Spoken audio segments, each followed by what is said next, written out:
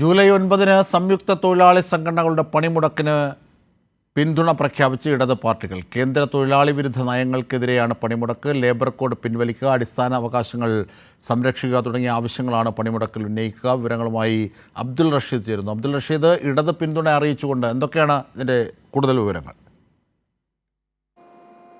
അജിംഷാദ്, കേന്ദ്ര സർക്കാരിൻ്റെ തൊഴിലാളി വിരുദ്ധ നയങ്ങൾക്കെതിരെയാണ് CITU അടക്കമുള്ള വിവിധ തൊഴിലാളി സംഘടനകളുടെ നേതൃത്വത്തിൽ ജൂലൈ 9-ാം തീയതി രാജ്യവ്യാപക പണിമുടക്കിന് ആഹ്വാനം ചെയ്തിട്ടുള്ളത്. ഈ പണിമുടക്കിനാണ് ഇപ്പോൾ ഇടത് സംഘടനകളൊക്കെ തന്നെയും പിന്തുണ പ്രഖ്യാപിച്ചിട്ടുള്ളത്. പ്രധാനമായും CPI, CPIM, CPML തുടങ്ങിയിട്ടുള്ള എല്ലാ സംഘടനകളും ഈ പണിമുടക്കിൻ്റെ ാണ് ഇപ്പോൾ വ്യക്തമാക്കിയിരിക്കുന്നത്. പ്രധാനമായും ലേബർ കോഡ് പിൻവലിക്കുക, അതോടൊപ്പം തൊഴിലാളികളുടെ മേഖലകളിൽ സംരക്ഷണം ഉറപ്പുവരുത്തുക, തൊഴിലാളികളുടെ അടിസ്ഥാന സൗകര്യങ്ങളിൽ ഉറപ്പുവരുത്തുക എന്ന് തുടങ്ങിയിട്ടുള്ള നിരവധിയായിട്ടുള്ള ആവശ്യങ്ങൾ മുന്നോട്ട് വെച്ചുകൊണ്ടാണ് ഇത്തരത്തിൽ രാജ്യവ്യാപകമായിട്ടുള്ള ഒരു പ്രതിഷേധത്തിലേക്ക് തൊഴിലാളി സംഘടനകളൊക്കെ തന്നെയും മുന്നോട്ട് പോകുന്നത്. അതോടൊപ്പം തൊഴിലാളി മേഖലയിലുള്ള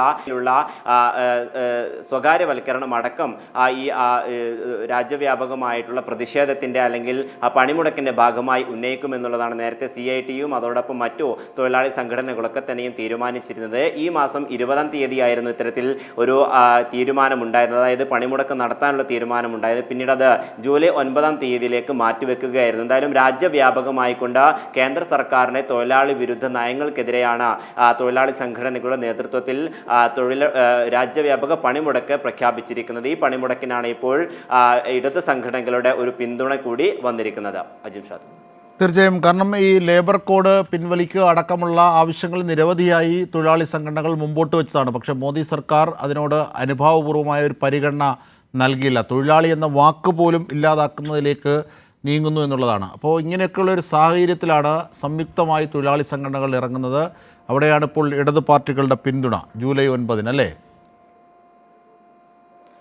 തീർച്ചയായും ഈ ലേബർ കോഡ് കൊണ്ടുവരുന്നതിലൂടെ രാജ്യത്തെ തൊഴിലാളി മേഖലയിൽ വലിയ പ്രതിസന്ധികളാണ് നേരിടാൻ പോകുന്നത്. CITUം അതോടൊപ്പം മറ്റു ട്രേഡ് യൂണിയനുകളിലൊക്കെ തന്നെയും ഇതിൻ്റെ ഒരു പ്രത്യാഘാതങ്ങളെക്കുറിച്ച് കേന്ദ്ര സർക്കാരിനെയും അതോടൊപ്പം സർക്കാരുകൾ മറ്റു സംസ്ഥാനങ്ങളിലെ സർക്കാരുകളെയും കൃത്യമായി ഇതിൻ്റെ ഒരു വിശകലനം നൽകുകയും ചെയ്തിട്ടുണ്ട്. പക്ഷേ ഈ ലേബർ കോഡുമായി മുന്നോട്ട് പോകാനുള്ള ഒരു തീരുമാനത്തിൽ തന്നെയാണ് ഇപ്പോൾ കേന്ദ്ര സർക്കാർ ഉള്ളത്. അടുത്ത ഒരു സർക്കാരിൻ്റെ, അതായത് 4-ാം മോദി സർക്കാരിൻ്റെ ഒരു വലിയ പദ്ധതി ആയിക്കൊണ്ടാണ് ഇത്തരത്തിൽ കേന്ദ്ര സർക്കാർ ഈ പദ്ധതി മുന്നോട്ട് കൊണ്ടുപോകാനുള്ള ഒരു തീരുമാനത്തിലേക്ക് എത്തുന്നത് എന്നുള്ളതാണ് നമുക്ക് BJPയുടെ കേന്ദ്രങ്ങളിൽ നിന്നും വ്യക്തമാകുന്ന വിവരങ്ങൾ. അതേസമയം ഇതിനെതിരെ ശക്തമായിട്ടുള്ള പോരാട്ടം കൊണ്ടുവരുമെന്ന് നേരത്തെ തന്നെ ഇടതുപക്ഷ MPമാരൊക്കെ തന്നെയും ലോക്സഭയിലും രാജ്യസഭയിലും ഉന്നയിക്കുന്ന ഒരു കാഴ്ച നമ്മൾ കാണുകയും ചെയ്തിരുന്നു. അതോടൊപ്പം CITU അടക്കമുള്ള തൊഴിലാളി സംഘടനകളും ഇതിനെതിരെ ശക്തമായിട്ടുള്ള പ്രതിഷേധം നേരത്തെ ഉയർത്തുകയും ചെയ്തിട്ടുണ്ട്. പക്ഷേ ഈ തൊഴിലാളി വിരുദ്ധ നയങ്ങൾ തന്നെയാണ്